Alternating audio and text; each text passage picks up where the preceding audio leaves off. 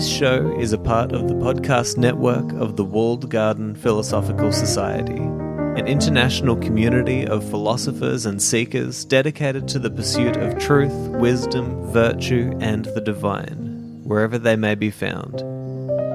To find out more, go to thewalledgarden.com.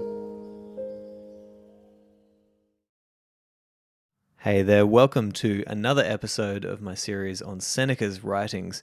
And today we're going to be focusing on verses 3 and 4 of letter number 8 on the philosopher's seclusion. And you might remember in the previous episode that I was talking about Seneca's passage in verse 1 and 2, where he's discussing his reasons for why he is locking himself away and writing these letters and trying to get them handed down to the generations to come. And in these next couple of verses, it's just a really good reminder of the kind of Stoic perspective on fate and fortune.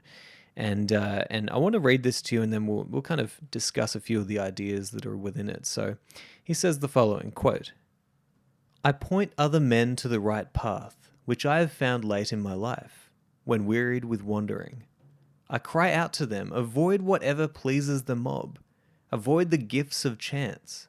Halt before every good which chance brings you, in a spirit of doubt and fear. For it is the dumb animals and fish that are deceived by tempting hopes. Do you call these things the gifts of fortune? They are snares. And any man among you who wishes to live a life of safety will avoid to the utmost of his power these limed twigs of her favour, by which we mortals, most wretched in this respect also, are deceived. For we think that we hold them in our grasp, but they hold us in theirs. Such a career leads us into precipitous ways, and life on such heights ends in a fall. Moreover, we cannot even stand up against prosperity when she begins to drive us to leeward, nor can we go down either with the ship at least on her course, or once for all. Fortune does not capsize us. She plunges our bows under and dashes us on the rocks." End quote. So this is such a powerful statement that he's making about the deceptive ways of fortune in our lives, right? And, I think that we can all relate to what he's saying here, because think about the times in your life when, some good fortune happens to you. Maybe you get a promotion, or, you fall in love, or, any good fortune that comes your way. You're in the right place at the right time and something good happens to you. It's very easy to associate those happy feelings that you get from those moments with something that is going to last, something that is going to stick around with you. But before long, fortune comes along and decides to take away those things that you got, or throw a roadblock in your way that you didn't see coming, and all of a sudden you think, well, crap, what is going to last here? Because I was happy yesterday, I'm angry today, and then I'm going to be happy tomorrow, and I'm going to be angry the next day, because we're almost in this yo-yo pattern. Seneca talks about, being moved to the heights, and it's dangerous at those heights, because the higher you climb, the farther you have to fall. And so the idea that the Stoics were trying to figure out is, how do you get away from believing in the deceptions of fortune and fate? How do you get away from believing that the things that can be given and taken from you are things that will last? And what would you focus on if you really wanted to have a lasting joy in life, a lasting flourishing and meaning in your life that cannot be taken away from fate or fortune? And there's a couple of places that I want to focus on in this passage. Towards the middle, he says of the gifts of fortune, we always think that we hold them in our grasp, but really they hold us in theirs. And I think that is such a wise understanding right there, which is, let's say you get a new car or something nice comes your way, you get a beautiful gift and you get that beautiful happy feeling, oh, look, I've just got this beautiful gift. And you could say that that's fortune, whether you worked for it or not, you're in the fortunate position where something came your way that was nice and gave you good feelings. Now, it's very easy for us to think that we own those things, the Stoics talked about all this all the time, which was, stop thinking that you own the things that are external to your soul. You don't own them. They're not yours to keep, and they can and will be taken away from you. And if you think that you own them, then when they are taken away from you, then you're going to be all the more worried and frustrated and anxious and angry at life because you didn't understand what the rules of this game were. Right? The rules of the game is that fortune and fate, they get to come along and give you things, but they also get to take them away whenever they please. And so what you want is a firm foundation upon which to build your meaning and your happiness and your flourishing in your life. And the gifts of fortune are a very, very weak foundation upon which to build your sense of meaning in your life. And there's a point in this letter where Seneca says that, dumb animals and fish are the ones that are deceived by tempting hopes. And he's saying this because he's trying to get you to see that, you don't have to be a dumb animal. There's a whole bunch of hooks all around you at any point in your life. There's a whole bunch of tricks and deceptions that you can allow yourself to believe, to allow yourself to be hooked to, right?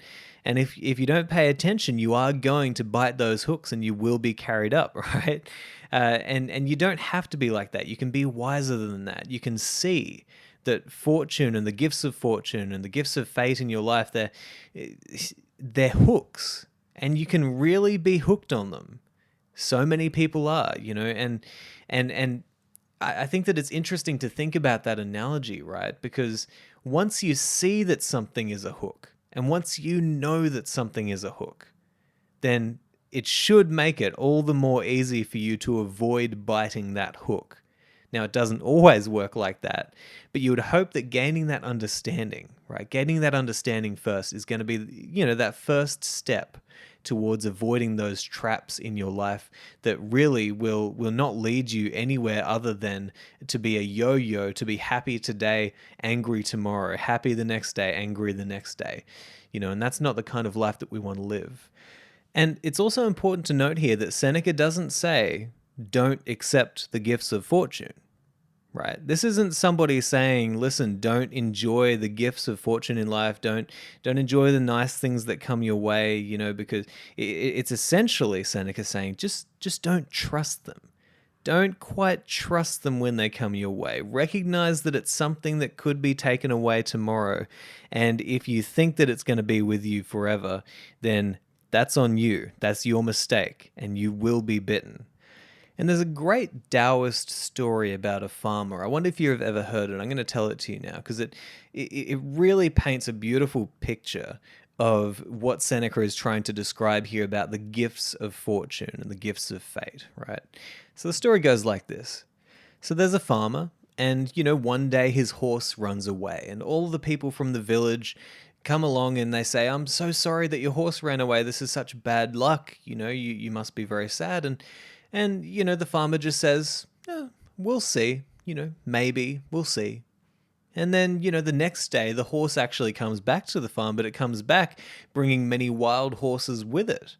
And all the people from the village come up and they say, oh my gosh, you must be so happy. Look at you. This is such good fortune. You've just got many free horses now. And the farmer says, maybe we'll see, And then the next day, the farmer's son starts to ride some of these horses, tries to break them in, and he gets thrown off one of their backs and breaks his leg. And the people of the village come back and they say, oh my gosh, you must be so sad, such bad fortune, your son's just broken his leg. And the farmer says, we'll see. And so you can see where this is going. The next day, the military comes to draft people for the army. And the son doesn't get drafted, luckily, because he's got a broken leg. And all the people of the village come back and they say, oh my gosh, you must be so excited. Look at how this has turned out for you. Your son didn't have to go and die in the army because he had a broken leg. And the farmer says, we'll see.